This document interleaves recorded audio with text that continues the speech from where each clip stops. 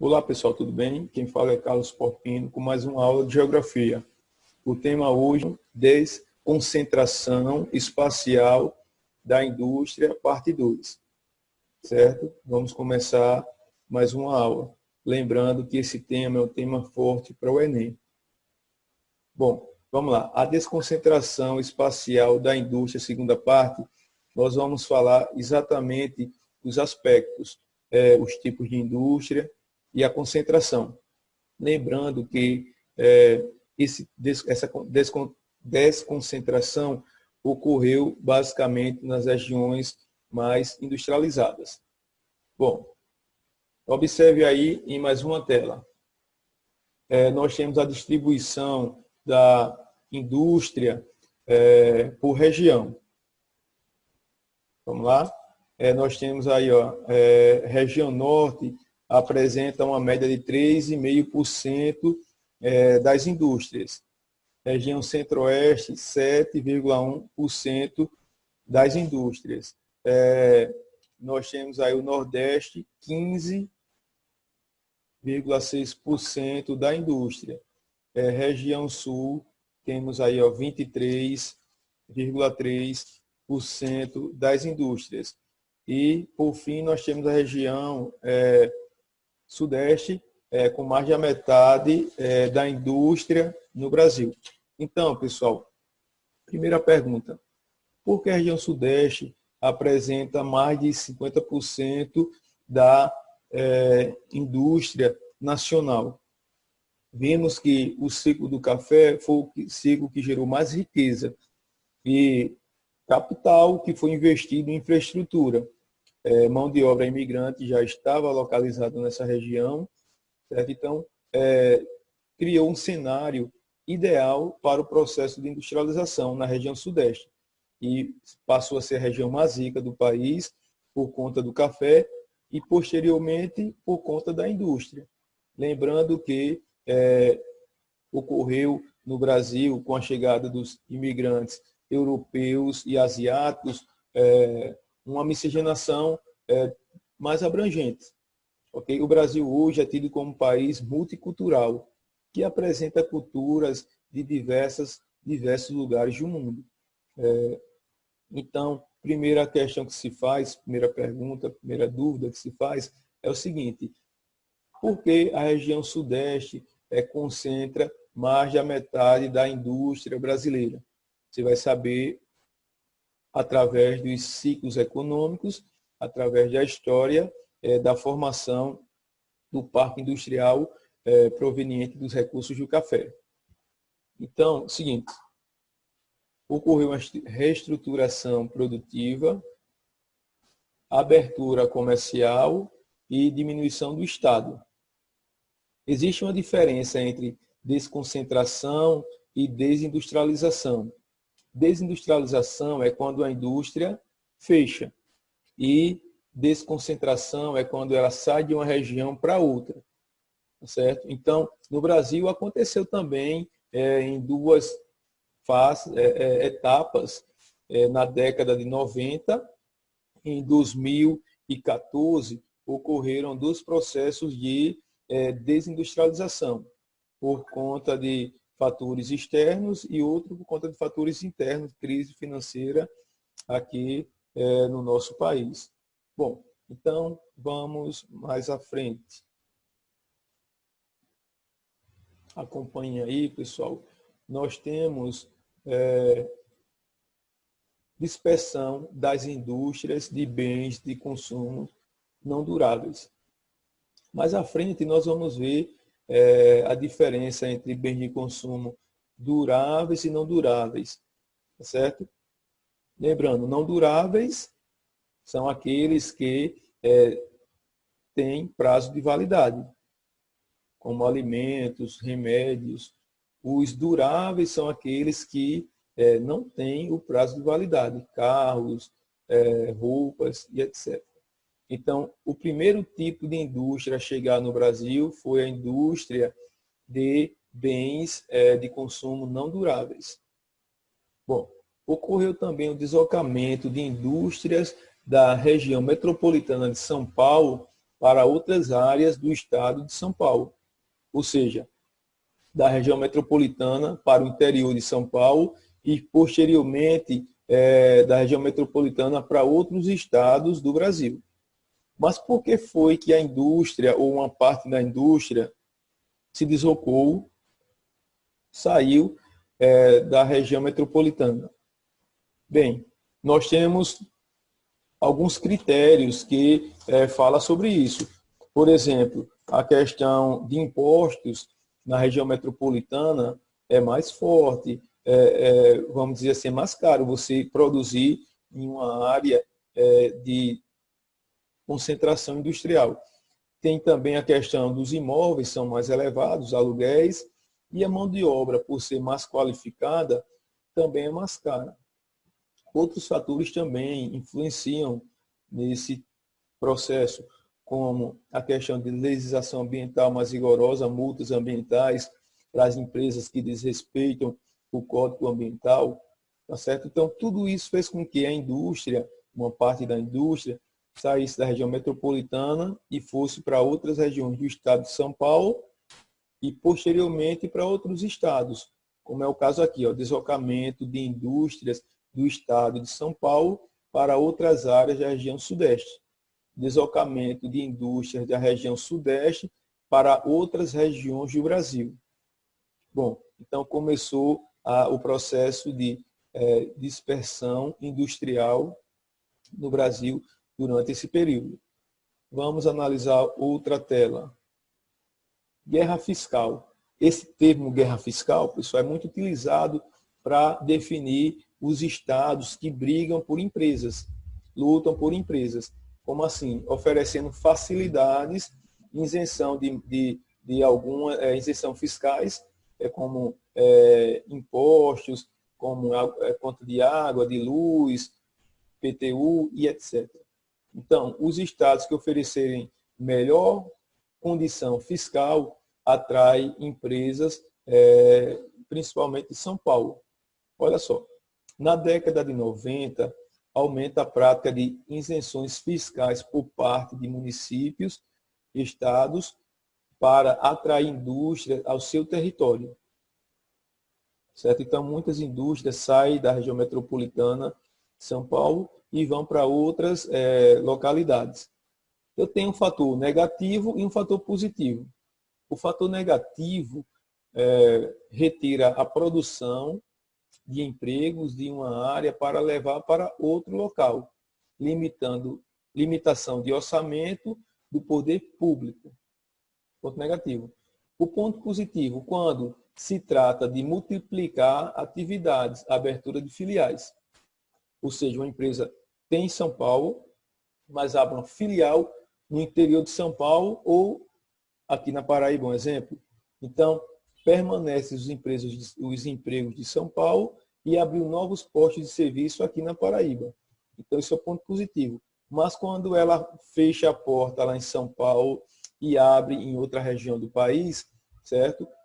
Causa um problema, limitação de orçamento público em São Paulo, mas vai gerar na cidade onde foi posta a empresa. Bom, entendido aí o que é guerra fiscal, pessoal? Guerra fiscal é quando estados e municípios brigam por essas empresas, dando isenções, doando até terreno para a construção da fábrica. Eu lembro que em alguns anos, para que cogitava-se uma multinacional lá no Rio Grande do Norte. A Samsung, segundo dados extraoficiais, queria colocar uma fábrica em Natal. Mas o que ocorreu? Através da guerra fiscal, um país asiático ofereceu mais condições e a Samsung foi para lá e não veio aqui para o Brasil. Então, pessoal, a guerra fiscal não ocorre somente dentro do país, somente com empresas nacionais, privadas, certo? Ocorre também com empresas transnacionais, empresas que são sediadas no mundo todo. Entendido aí o conceito de guerra fiscal? Vamos para mais uma tela. Tem a questão das privatizações.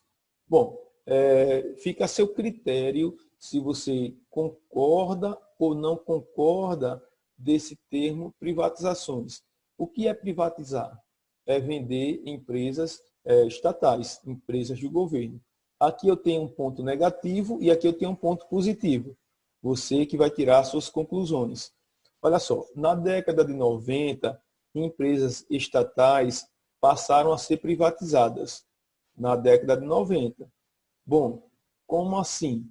Ser vendidas, que eram públicas, passaram a vendidas, o governo ficou com dinheiro e passou a ser privada, tem um dono, ou vários donos, se for o caso, da venda de ações. Bom, o ponto negativo das privatizações é a venda do patrimônio público a preços baixos. Entrada de capital estrangeiro em setores estratégicos e redução de empregos. Ou seja, quando você está privatizando, vai gerar desempregos. E entra capital estrangeiro, pessoal, em empresas estratégicas. Por exemplo, a Casa da Moeda, aqui no Brasil, no início cogitou a questão de privatizar. É um grave risco privatizar a moeda do país, certo? Eu vou dar um exemplo aqui negativo em relação às privatizações. O Banco do Brasil é uma empresa mista. Boa parte pertence ao governo e outra parte é privada. Ou seja, ela é uma estatal, mas também empresa privada. Durante a pandemia, esse ano, a empresa teve um lucro de bilhões. Lucro, certo? Então, mesmo em períodos de exceção como esse, onde muitas empresas têm prejuízos, bancos dão lucros.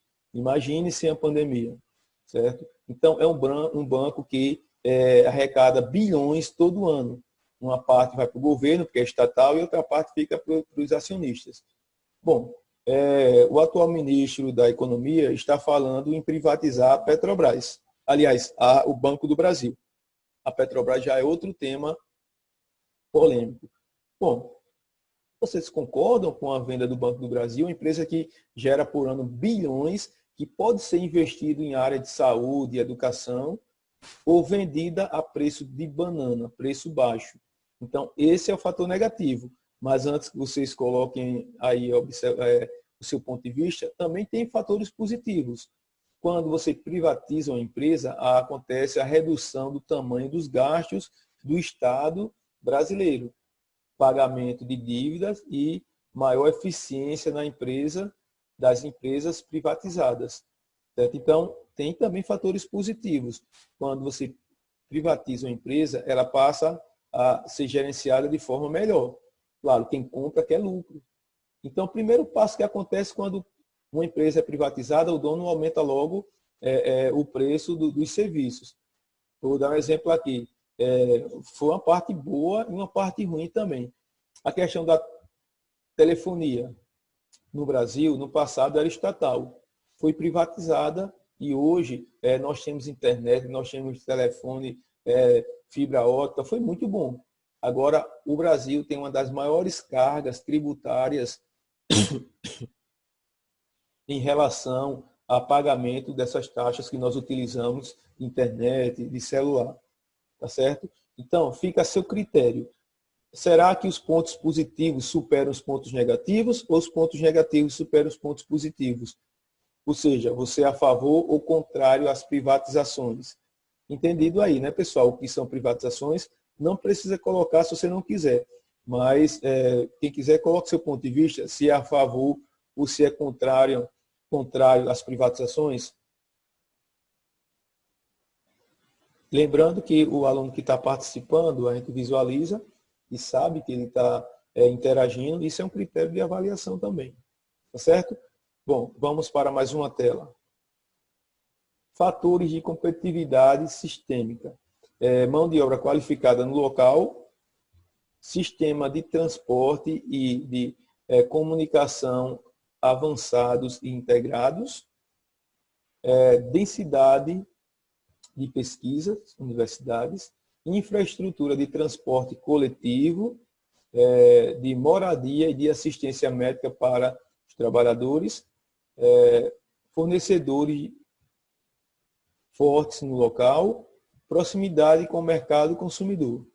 Bom, eu tenho aqui diferentes tipos de indústria, ok? Vamos analisar aqui. Nós temos as indústrias tradicionais e indústrias de transformação. Bom, eu tenho um pequeno vídeo falando sobre essa questão aqui de indústrias. Vamos analisar? Quando falamos em classificação da indústria, diversos nomes nos vêm à cabeça. Indústria de base, indústria de capital, intermediária, de bens de consumo, bens duráveis, não duráveis, e muita gente se confunde com todos esses nomes. Existem 3 tipos de indústrias. Indústria de bens de produção, também conhecidos como indústria de base ou pesada, indústria de bens de capital ou intermediária e indústrias de bens de consumo, também conhecida como indústrias leves. Para a gente entender indústria de base, pense no seguinte: imagina que você é o dono de uma indústria que produza aviões ou bicicletas. Você vai utilizar matérias-primas para esses produtos. Quais matérias-primas poderiam ser usadas para aviões ou bicicletas?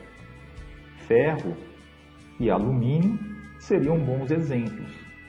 No entanto, nem o ferro nem o alumínio são encontrados em barras na natureza. O ferro é encontrado na forma de minério de ferro e o alumínio através da bauxita. Então podemos diferenciar a matéria-prima encontrada na natureza, podendo ser chamada de matéria-prima bruta, e a matéria-prima usada na fabricação como matéria-prima processada. A indústria que transforma a matéria-prima bruta em matéria-prima processada é chamada de indústria de base ou de bens de produção. Entre as principais características das indústrias de base, podemos destacar o elevado consumo de energia elétrica, e aqui eu falo elevado mesmo, semelhante ao consumo de algumas cidades. Grandes investimentos e retornos a longo prazo, além de um baixo valor agregado desses produtos. Com todas essas características, dificilmente a iniciativa privada investe em indústria de base. Então, muitas vezes, a indústria de base é feita por investimentos estatais. No caso do Brasil, não foi diferente, e um governo que investiu muito nas indústrias de base foi o governo de Getúlio Vargas. Durante seu governo foram criadas a CSN, Companhia Siderúrgica Nacional, em 1941, a Companhia Vale do Rio Doce, que posteriormente foi privatizada e hoje conhecemos como Vale, criada em 1942, e a Petrobras, criada em 53. Para entendermos as indústrias de bens de capital, vamos dar uma olhada primeiro neste vídeo da fábrica da Audi. Repare a grande quantidade de braços mecânicos, robôs e máquinas industriais que atuam dentro da fábrica. Agora imagine que você tem uma indústria de automóveis, por exemplo. A sua indústria vai precisar de máquinas e equipamentos, como braços mecânicos, como estofados, como produtos de autopeça, fabricado por outras indústrias. Então, as indústrias que fabricam elementos para serem usados numa segunda indústria são chamadas indústrias de bens de capital. Já as indústrias de bens de consumo, o conceito é muito simples. São indústrias que têm como destino final o mercado consumidor, como eu e você, por exemplo. No entanto, a classificação dessas indústrias varia de acordo com a vida útil desses produtos. Então, as indústrias de bens de consumo vão ser classificadas em bens de consumo duráveis, produtos com longa vida útil, como automóveis, eletrodomésticos, imóveis de um modo geral, bens de consumo não duráveis com uma curta vida útil, como remédios e gêneros alimentícios, e alguns autores consideram bens de consumo semiduráveis, com uma vida útil intermediária. Bom, pessoal, deu para ter uma noção aí dos tipos de indústria. Fica fácil, e realmente é muito fácil você ter um entendimento sobre isso. Bom, olha só, Há indústrias tradicionais que utilizam muita mão de obra e menos máquinas. É o caso da maior parte das indústrias aqui no Brasil. Eu tenho uma indústria de transformação, transforma matéria-prima em produtos finais que podem ser duráveis, automóveis, eletrodomésticos, informática, não duráveis, bebidas, cigarros, alimentos e etc. E bens intermediários, peças e ferramentas. Bom, vamos mais além. As 3 revoluções industriais. Aqui eu vou passar rápido, que nós já vimos bastante sobre assunto, características das 3 revoluções. A primeira revolução industrial, pioneirismo inglês, século XVIII. Acúmulo de capital em razão da expansão do comércio ultramarino, as reservas de carvão, ferro e grande quantidade de mão de obra. Revolução Gloriosa assinalou o final do absolutismo inglês e colocou a burguesia no controle do Estado. Avanços técnicos, desenvolvimento de máquinas com a máquina de tear cerâmico. A segunda revolução iniciou no ano de 1870, com a industrialização da França, Alemanha, Itália, Estados Unidos e Japão. Não ficou restrito somente ao continente europeu como a primeira revolução. Bom, novas fontes de energia, no caso, eletricidade e petróleo, surgimento de máquinas e ferramentas mais modernas e também a utilização dos sistemas de produção, o taylorismo e o fordismo. Isso na segunda. Aí chegamos agora na terceira revolução, a atual revolução industrial. Ocorreu a globalização, o avanço da automação e informática, alta tecnologia e mão de obra especializada. Também a questão da terceirização, que é tipo um atravessador da mão de obra, uma empresa contratada para servir a outra empresa, certo? Muita gente fala de precarizar o serviço, porque dessa maneira o trabalhador ele ganha menos e trabalha mais. Se fosse contratado diretamente, certo? Ele ia ganhar mais e trabalhar o que foi acordado, a quantidade de horas que por lei é permitido. Também ocorreu na terceira revolução industrial conglomerados de países industrializados. Surgiu também o trustes, empresas que detêm grande parte da produção de um determinado produto. Temos os cartéis, um grupo de empresas que, unidas por acordo, detêm em conjunto grande parte da produção. Só quero dizer a vocês o seguinte, o cartel é uma prática ilegal, porque quando empresas se unem para controlar o preço, o consumidor final fica sem opção. Então, é uma prática ilegal, quando descoberto, pode levar à cadeia quem faz essa prática. Tá certo? E também na terceira revolução, diferente que na segunda, a terceira surgiu o toyotismo. Na segunda foi o taylorismo e o fordismo. Na terceira foi o toyotismo, que é uma, como é que eu posso dizer? É uma produção enxuta, sem desperdício de energia, sem desperdício de matéria-prima. Então, o nome correto é just in time, conhecido também como produção na hora certa. Quem produziu foi a Toyota, a japonesa, a gigante japonesa Toyota, por isso que ficou também conhecido como toyotismo. Bom, essa terceira revolução também, nem todos os países do mundo ingressaram de forma efetiva. Alguns sim, outros de forma parcial, outros nem começaram ainda na terceira revolução industrial. Bom, vamos para mais uma tela. Em relação à industrialização contemporânea, nós vamos falar aqui rapidinho. Olha só, em relação à evolução técnico-científica, maior qualificação da mão de obra, desconcentração industrial, holding, controle de várias empresas mediante a aquisição de suas ações. Essa questão de desconcentração industrial, pessoal, nós vimos no início, né, que elas vão para as áreas que oferecem melhores condições.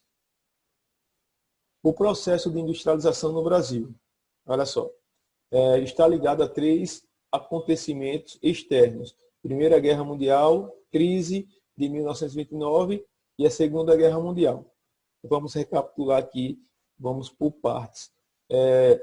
Na Primeira Guerra Mundial, que foi de 1914 a 18, indústria de bens de consumo não durável. Como assim? Nessa época, o Brasil era um importador de produtos industrializados da Europa, Inglaterra, que abastecia o Brasil com esses produtos. Como o continente europeu se envolveu nas 2 grandes guerras, o parque industrial desses países foram comprometidos e eles diminuíram ou cessaram até a exportação desses produtos aqui para o Brasil. Então, foi necessário o Brasil produzir aqui em solo nacional. Através do dinheiro produzido pelo café, São Paulo começou a substituir as importações produzindo no próprio país.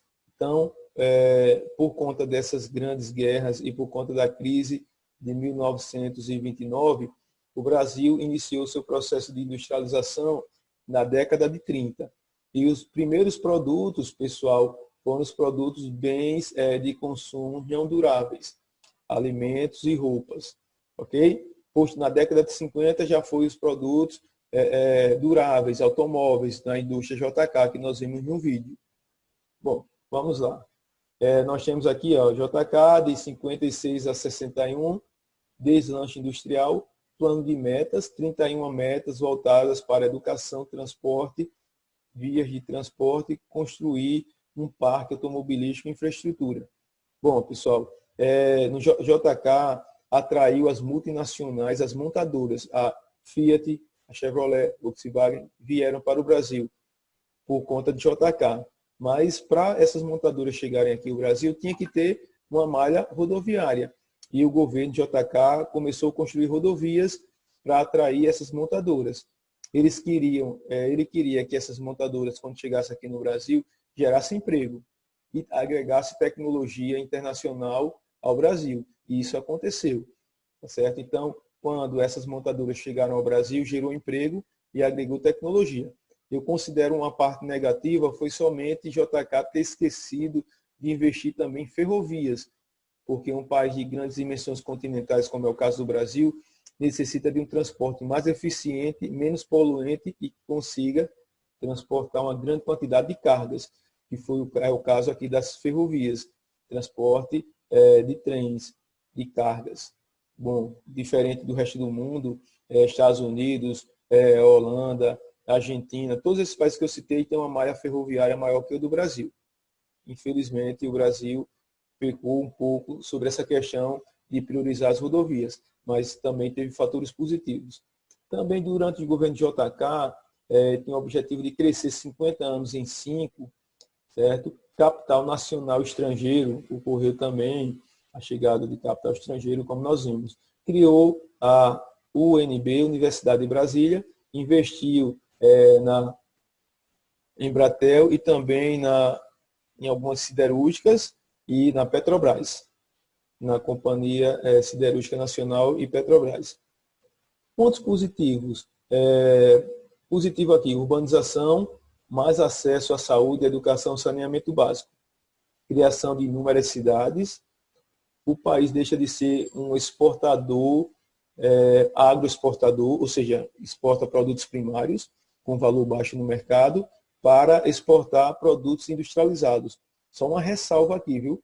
Produtos industrializados com tecnologia clássica, diferente de Japão e Estados Unidos, que são exportadores de produtos industrializados com tecnologia de ponta, tecnologia avançada. Um exemplo, Japão exporta Toyota, Brasil exporta Havaianas, exporta suco concentrado de laranja, exporta café solúvel.